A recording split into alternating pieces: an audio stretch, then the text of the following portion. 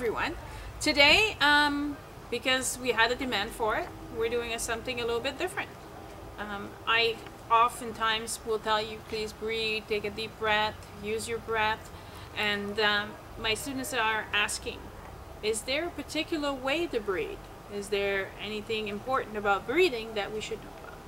So behind the camera, we have the help of Janine Jordison from Gaia Wellness Center from Maple Ridge. Yes. And she's cooperating with me in making these videos. So I would like to first acknowledge her help in getting those videos to YouTube. It's wonderful to have her help her to get these set up. So Janine's going to be asking the question, I'll be explaining the concept. So what's our first question, Janine? Our first question, Sonia, has to do with the breath of life. Can you please explain to everybody watching what exactly that is? So the breath of life, all these breathing techniques, if you do some yoga, you'll go, oh yes, I know those. Yoga is a active moving meditation. That is what the yoga is all about. And the breathing techniques that have been developed have helped people center themselves inside their body, acknowledging their breathing and the moving of the energies while they're breathing. With the breath of life, it's really, really obvious, because as you're moving the energy in your body, you're no longer going to be a shallow breather just from your chest.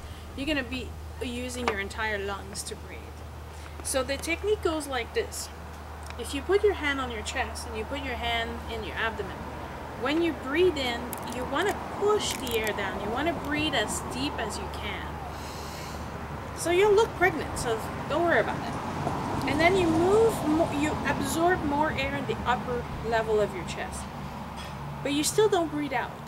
But when it's time to breathe out, you will push your belly button into your spine, exhaling from that area first, and then exhaling from your chest.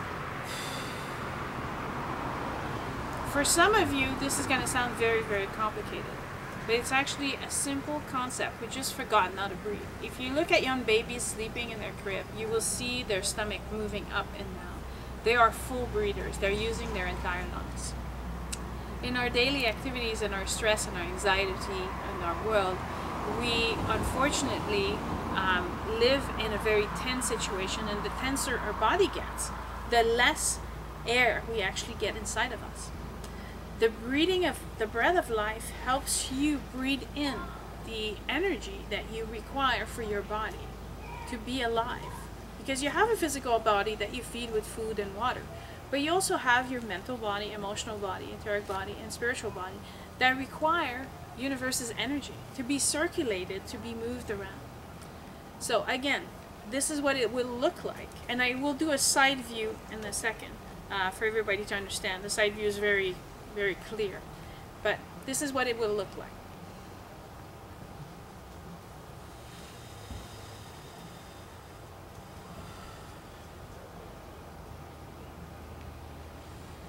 And you'll automatically want to breathe in because all your lungs will be completely empty. So you'll automatically go and take a deep breath. Now, this movement requires practice, and it's not a breath that is done quickly. It's something that you need to take your time, but breathe nice and slow. I can actually do this breath in about almost 1.5 minutes for one breath. But I can't, obviously, you can't be talking and breathing at the same time. That just doesn't happen. But when I am in meditative state, or when I'm doing a healing session on someone, I'm able to do that. Slow my breathing down to that slow. Some monks are able to slow that down even further.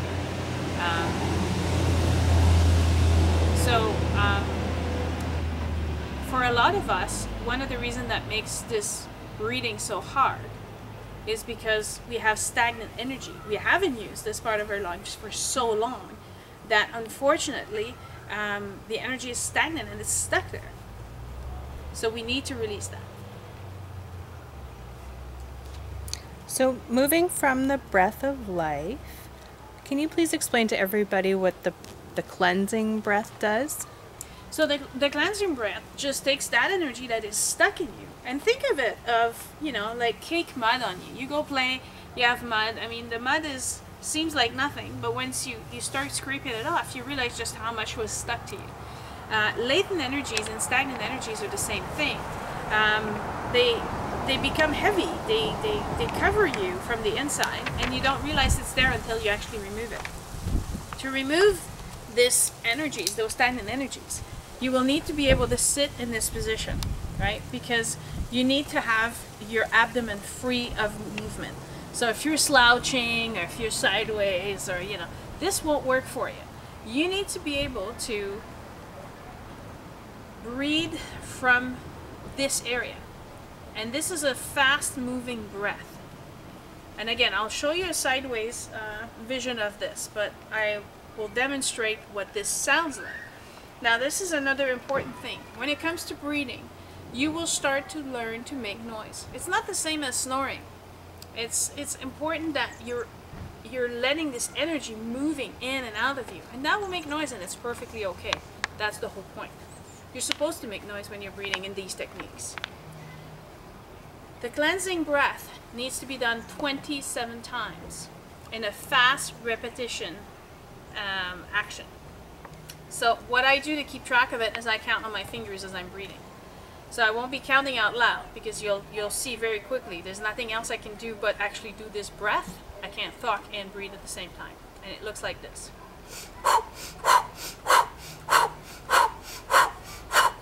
You do this 27 times. Your air goes in and it gets exhaled, pushed out. Imagine someone punching you in the stomach. That's how fast the movement has to be. So sideways, when this breath is done, you can sit on your heels, or you can sit on the cushion if it's easier for you. But this is where all the action happens. All right? So I will do it for 27 times so that you can see what happens.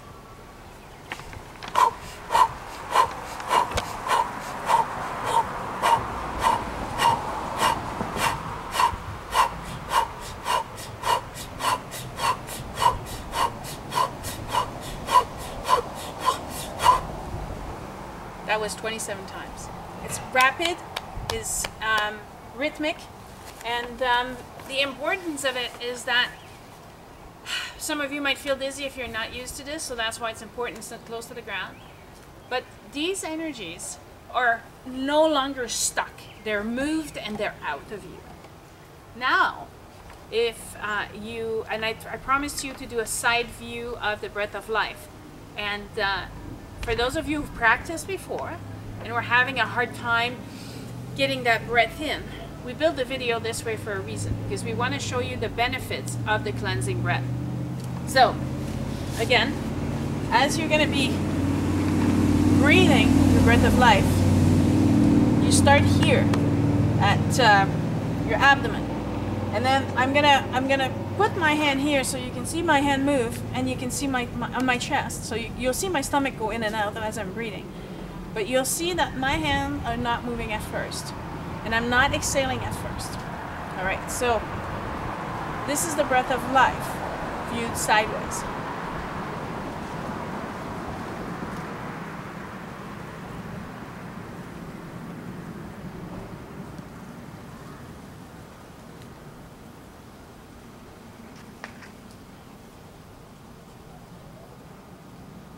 That is one complete breath.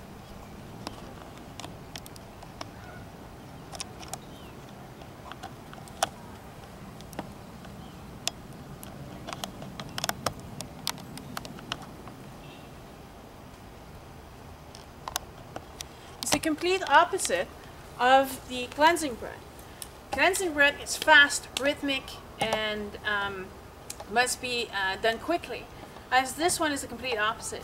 You need to take your time to fill your lower lungs, fill your upper lungs, exhale from your belly button, pushing all the air out, and then exhaling from the top of your lung, and then letting the air in, and you'll see the movement symbol. It imitates the symbol of your infinity. It's the circulation of those energies in all your bodies that it keeps growing bigger and bigger. Does that answer your question? It does. Now, for my favorite breath, could you please explain to everybody what the ocean breath is? Ocean breath.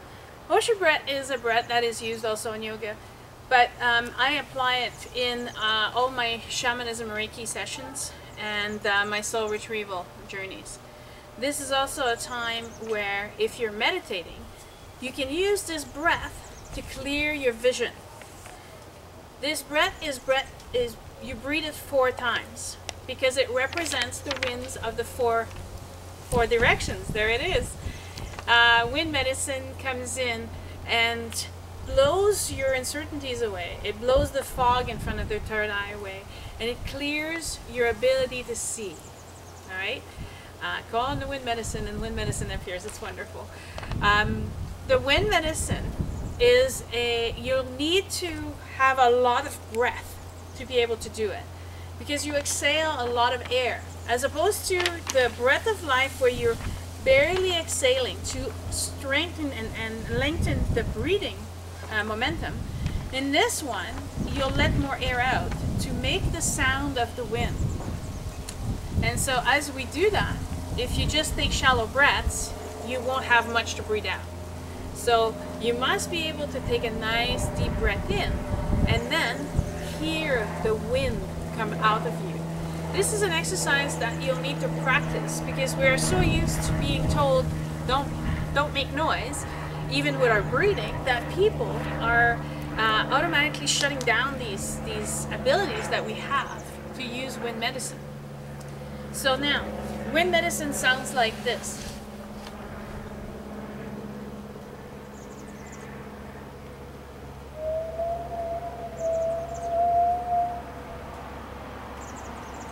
So could you hear that, Janine? I could. So this noise mimics the sound almost of the wind on the ocean. That's the best place that I can recognize this wind, and it comes in all the 4 directions. So imagine yourself standing on this island, which is what I'm on right now, middle of my pond, and imagine the wind coming in from the next direction. Now, in Native American tradition, we start with the east, where the sun rises. So then we would move to the south. And again, you take this deep breath.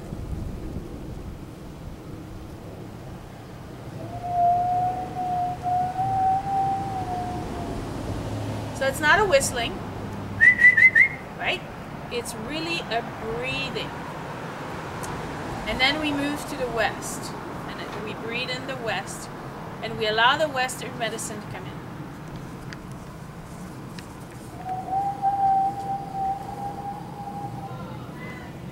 And finally, we go to the north, and we bring the strong winds of the north to finish clearing the space around us that we need cleared, or to clear what's blocking our visions or the messages that we can't hear.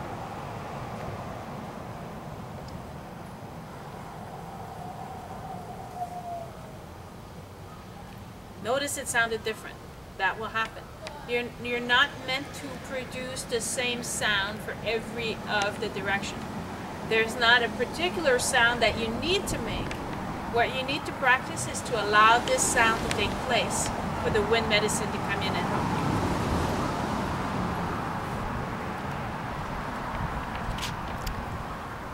As teachers, we learn the blue kidney breath, and that one I seem to struggle a little bit with. So could you please help us understand it a little bit better? The blue kidney breath is often used in attunements and initiations, and it's used by the person trying to pass on knowledge to their student. These energies are, the blue is communication. That's the color of the vibration of that energy. And it's being stored in your kidneys. That's why it's called the kidney breath. Now, as you're breathing in, what happens is that you're preparing for the initiation of your student. And this energy comes down to you, and it comes pure. It comes with all the colors of the rainbow. It doesn't come divided in certain colors, so it comes in as white. However, you separate the blue out of this, you isolate the blue out of this white light, and you make it turn slowly around you clockwise. As this blue light turns around you clockwise, it embeds you with the ability to transfer knowledge. Now, a lot of the times people think, oh, communication, you talk. But there's more to communication than talking. Communication is the sharing of a message, the sharing of an experience. It's just as much as talking as listening. So it's really, really important that when you're passing on or initiating one of your students, that you have the ability to focus on this energy and give it to your student. So as you start your initiation, you will take the blue light and isolate it in your kidney area. So first it comes down as white, and it starts going clockwise around you, nice and slow. So it's not like a tornado, it's not a huge transfer of energy, but there's a movement to it. It's not stagnant, and it comes around in a full circle, and then the blue light gets stored in your kidney. You hold this blue there for your students for the entire initiation and the process that you're giving them. And then when you're separating from the back of the student, then you release this blue breath to them, passing your knowledge, passing your abilities onto them.